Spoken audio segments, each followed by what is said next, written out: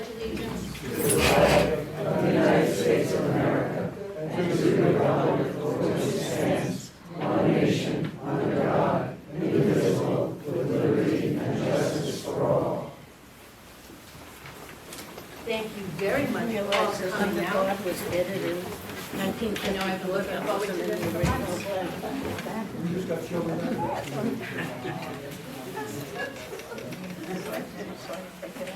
We have an awful lot to discuss. We have a presentation as well. So we'll move along quickly. This is a reminder.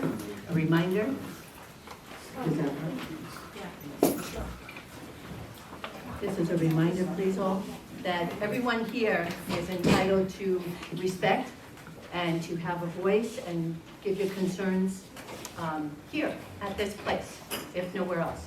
So we appreciate that you all come and that you take all of that seriously. What you have to say matters, and we're here to listen. Thank you. This is a reminder that renewal for membership is due by now. So if you have not renewed yet, please do it as soon as you can. And Nancy's going to give us a treasurer's report. Thank you for Can you use this? You have a little- you have a kind logo. Okay. Does this make it any better? Yes. Okay. As of the close of February's statement, or checking account, we had $21,222.15. Our revenue for January and February, thanks to all who have renewed or new members who have joined, we have 21 new people, was $4,210.20. And our expenses for January and February is $2,411.88. The reason it's so high, Eileen will talk about, is $400 of that is miscellaneous and paying our software programs that we use every month for our MailChimp emails, Member Platter for membership, and Wix, which is for the website. The other $2,000, she will address the money we put out with your approval when we talked about the budget last September for a concert coming up in the summer. And our renewal rate right now is only at 56%, so we're hoping, if you haven't renewed today and you are a current member or a new member to be, that you please look favorably upon it and do so. We love that. Thank you. Thank you. Any questions? Marilyn or Tom, can you give us a number, please? 41. Thank you.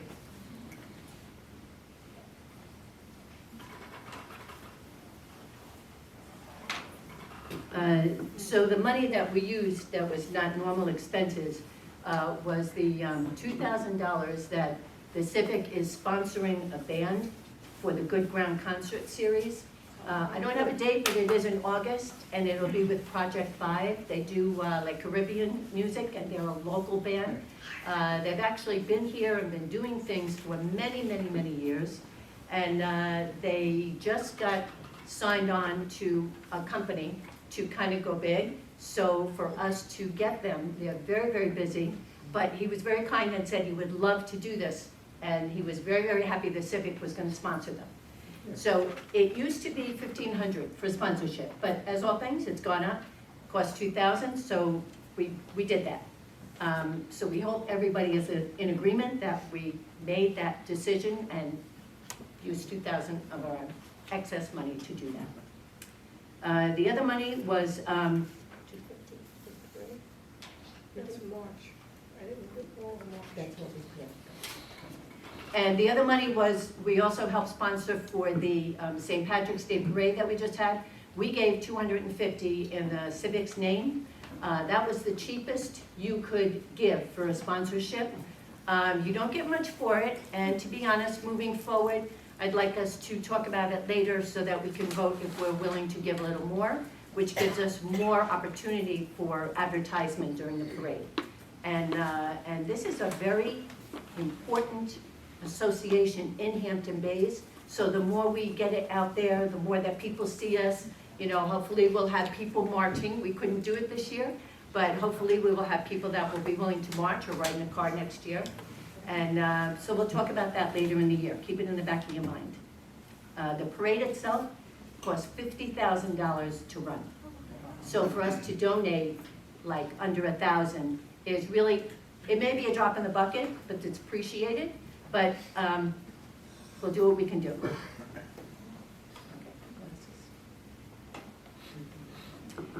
We will have somebody, and I'm hoping it's going to be for the next meeting, to talk about the grants that are available for personal property sewage treatment programs.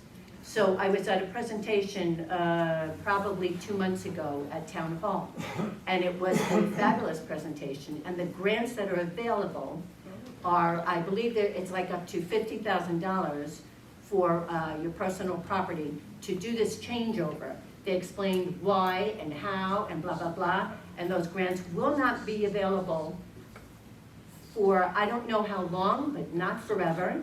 And how many can get that grant, I don't know.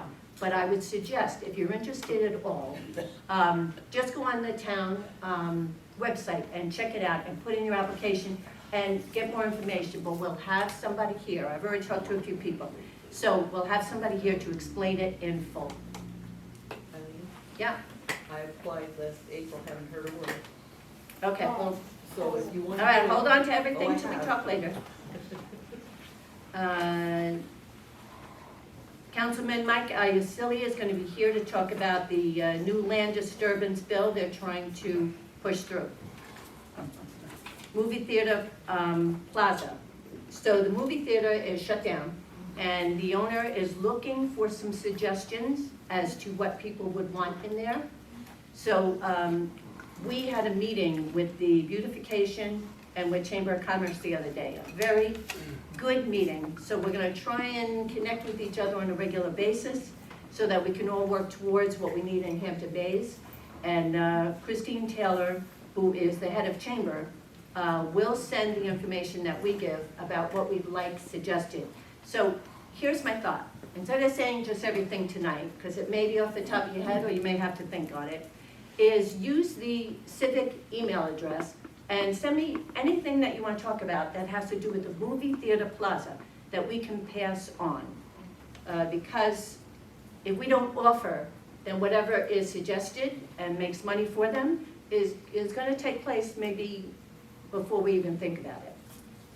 So, so she's letting him know that we're going to talk about it and make suggestions.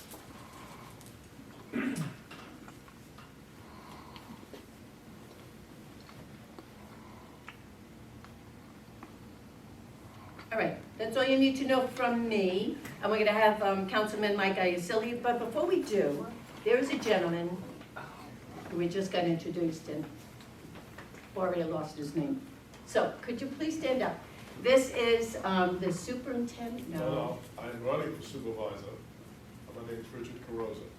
and he's from Spionk, and he came to just hear us today. So good luck and thank you for coming. All right, so Councilman Mike Iacilli, you are on. Do you want me to stand back there or come up here? Yeah, you have to come up here. All right. And Can you all hear me if I just talk like this? yeah. You can? Okay, excellent. So first and foremost, hello everybody. Great to be with you all. I know several of our meetings got held down because of the various snowstorms that we've had, so it's good to see everyone. I'm happy that I could be here. I teach on Mondays. I'm going to try to be as quick as I can because you have a great treat in store for you. Superintendent Clemenson is here and he's going to talk to you everything related to the school district.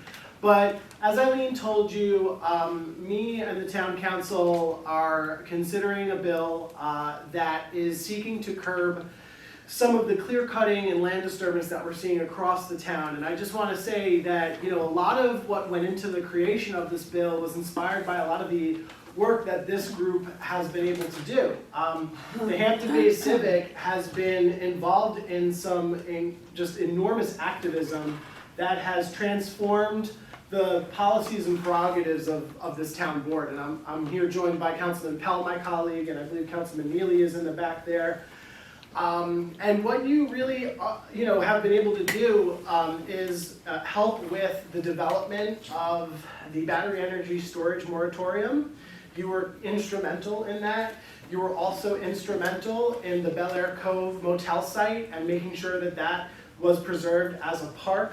These are some really important environmental initiatives that you've all really helped cultivate support for. And I'm really happy to see that you've endorsed our approach to addressing some of the land disturbance issues across the board. And the way our law is structured right now, and I do want to say that our law, the way it's structured right now, will be modified so that we are making this as amenable as possible for everyone. But the way it's structured right now is to create a permitting process where if one seeks to clear over 800 square feet on a half acre or more, one will have to seek to get a permit in order to clear. We see all the time that there's extent clear cutting that occurs before a project takes place. And we often hear from the community, was this permitted? Was this not permitted? And the thing is if it's outside of what we call the APOD, the Aquifer Protection Overlay District, which is a specific classification of environmentally sensitive land, if it's outside of that, there are really no restrictions to clearing. So we want to be able to try to account for that as best and as responsible as possible, and help protect the environment and also help keep Southampton beautiful. One of the things that we're seeing, if you look up Island, the development pressure is very real. And that it's already coming here. And we have to be able to protect our environment, and we have to protect the wooded vistas that so many of our neighbors enjoy. So, Eileen has the legislation. We are looking to tweak those numbers of the thresholds to make it a little bit more, easier for folks if they want to build something on their property. They don't have to get a permit. So we're looking at the size and the square foot of the various requirements. But we also want to make sure that people know they just can't just clear things, because that carries a lot of externalities, flooding for your neighbor's property, and it causes soil erosion. So there's a lot of issues that we're dealing with across the town, across hamlets, that we feel this legislation will help us account for some of that. So that's one of the reasons why Eileen invited me here. Of course, I also came to give you a couple of other updates, if that's okay. May 2nd is Adopt a Shelter Pet Day in the town of Southampton. So we ask you to come support the animal shelter. The animal shelter will be having their grand reopening, where we have been able to successfully, thanks to Councilman Pell's help in particular and the board, we've been able to renovate the facility. We added new floors, new kennels, we did septic improvement. And so we really hope that you will come see the new facility as well as adopt a pet if you can. Also, speaking of septic improvement, as you all know, County Executive Romaine has been really concentrating on expanding septic improvement for residences and businesses. And so the town actually took the initiative this year to actually change our septic clean water plan for 2026. The last time we did it was in 2016. And the old plan used to have, if you were seeking septic improvement, meaning updating your failing septic system to an IA, which is the new technology that is helping with water quality and wastewater management.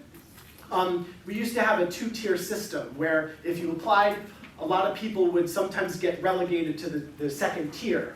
We've abolished the two-tier system, and we made it all one priority zone, so that everybody who applies that are in the catchment area will hopefully succeed in getting funding.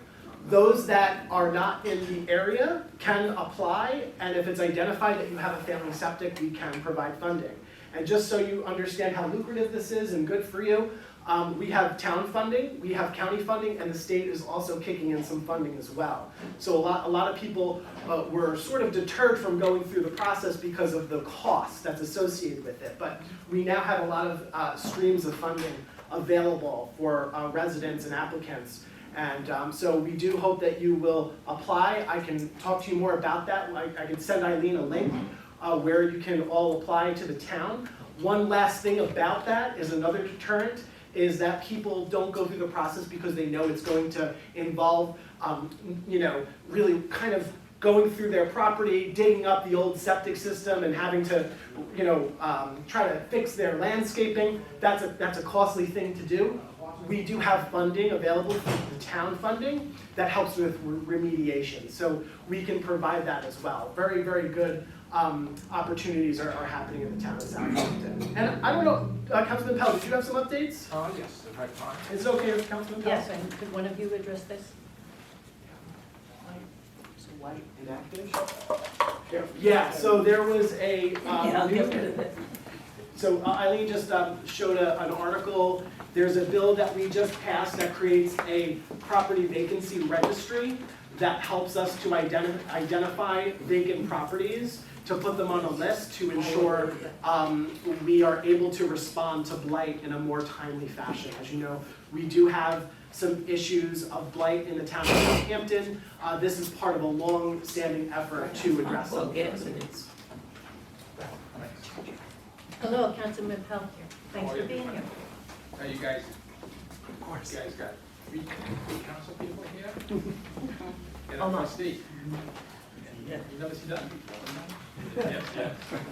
You want to take care of half the things. The highway superintendent, Charles, and Mark Breger, the deputy, has an update. They're going through restriping the crosswalks and the stop bars with reflected paint, which should last a few more years. So at nighttime, when your headlights come, you should see it. Love Road, Riverdale, and Norwell should be repaved in the near future. For the highway. We can't hear you. I don't talk as loud as like that. I don't know what that says about me, but. He's a good speaker. It's hard to follow him. Then on Penny Bill, Pond, it's gotta You know, go. Penny There you Pond, go, thank you. I'm very frustrated, just like Jim over there with the DEC. There's new people at the DEC. We got about 10 permits we're waiting for. They keep on kicking them back. We give them more answers, they kick it back. So we finally hope to have the permit in the next couple of weeks, so they say. If I do, the first phone call will be to Jim. Thank you. What was that for? I'm sorry. Penny Pond, Oh, okay. Bel Air, Oh, yeah, oh, Bel Air Cove, which is really important to me. let's do it. Oh, yeah, to everyone. The L Squares house, it's going to go out to public bid for the first two phases of fixing it back up. The Belk house is, we're talking to a stewardship with our council, then once that happens, then it's gonna go out to bid to be all fixed up again. Let's see what I got. And the parking lot across the street, the post office. So when they redesigned the parking lot, we gained about 13 more spaces, which is a big thing for the village here. I know I had a complaint, we always get complaints about the town cars parking in here. I counted like 10 cars, and someone said something to me coming in, and we'll talk about it again on Thursday to see why code enforcement can't park another place, not taking so many parking spaces. They are gonna be moving to 136 in the near future. I don't know exactly how long it's gonna take, but I have the plan for the